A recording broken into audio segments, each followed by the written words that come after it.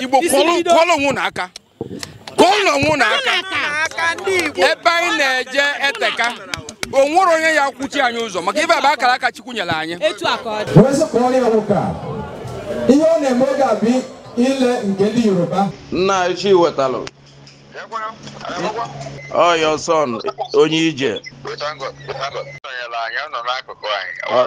ọ dị mma asịrị ndị ilo kalịrị nsị ka nnụ n'onugo nna m onu nwana na media chọbana ya na-akpọ Chinenye Mba anyị afụghị na Facebook mana anyị aka afụrụ nọmba ya jidezie ya onyanwa kwuru ya nwa bidoro ndị ọzụzụ sozie ebe na segwara njenye ego m foto onye nke ọfụ mana ọ bụrụ Chinenye ike ebuchi nwe okwu nọmba ka anyị na-afụba ka polisi ga-ekpọrọ ya ha oya wọkụrụ nna m daalụ ana m analụkwa ikike nkata anyị ana m erekọdụ nkata anyị maka ndị ifego na-amasị na obi na-agbawa ha kemgbe eziokwu do ana m anara ikike ego ka m nwee ike zijere ha nkata mụ na gị ka a mara n'udo udo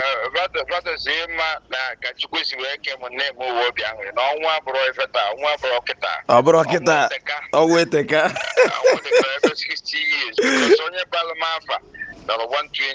onye bụ Chiwetalu n'obisi 120 years ọ dị mma ngwa na Igbo bụ Igbo ndị Igbo biko nụ ụwa na onye anwa ebe ọ na-achọ ka ya baa mafia my grandfather onye okwu trek 18 miles mgbe ọ dị 117 years ma ama okwe banyị to Enugu ebe ahụ ewo mechazie mafa na 117 years. So 3 years later, I was at 120.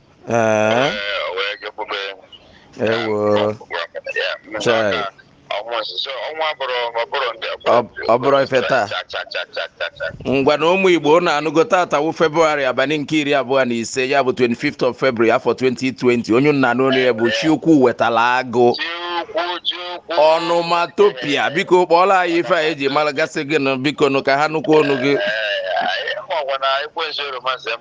o romansi gị etu a ka ọ dị igwe ejebeziere nganụ chai ala gozi ekwensu were ego ndị ụka wee jebe MMM ọ dị mma ndewo daalụ Onye-Ije na-ekele